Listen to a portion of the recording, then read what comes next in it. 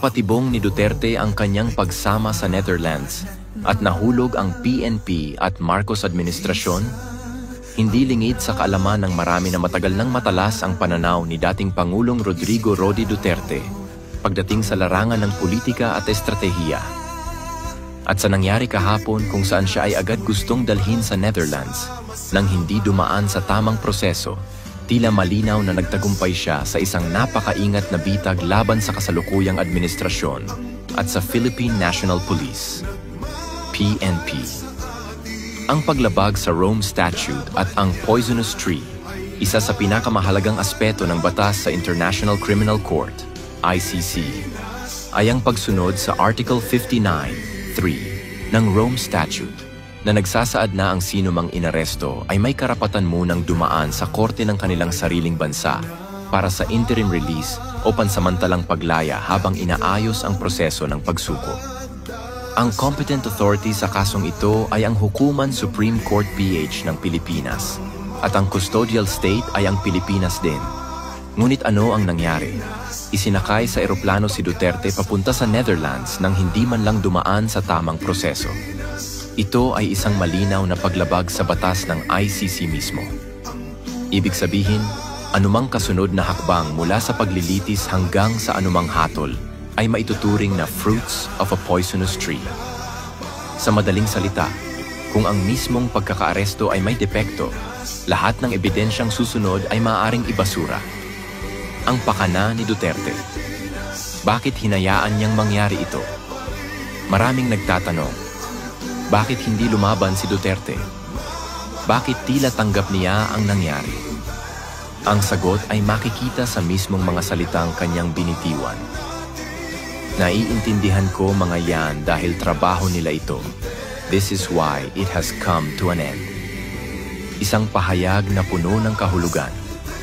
Ipinapakita nito na alam niyang darating ito at hinayaan niya ito mangyari hindi dahil wala siyang magawa, kundi dahil gusto niyang ilagay sa alanganin ang PNP, ang ICC at ang Administrasyong Marcos. Ang mensahe ay malinaw. Ang PNP at ang gobyerno mismo ang lumabag sa due process, hindi siya. Sa ganitong paraan, hindi lang niya napakita ang kahinaan ng kasalukuyang administrasyon, kundi inilagay rin niya sa peligro ang mismong kaso laban sa kanya. Paano nahulog ang Marcos admin at PNP sa bitag? Una, pagsunod ng PNP ng walang due process. Sa halip na siguruhing dumaan sa Korte ng Pilipinas, agad nilang isinuko si Duterte sa ICC, isang hakbang na labag sa batas na kanilang sinusunod. Pangalawa, pagkawalang kibo ng administrasyon. Sa halip na ipagtanggol ang soberanya ng bansa at igiit ang tamang proseso, tila hinayaan lang ng gobyerno na mangyari ito na nagpapakita ng kanilang kahinaan sa pandaigdigang entablado. Pangatlo, pagtibay ng argumento na may bias ang ICC.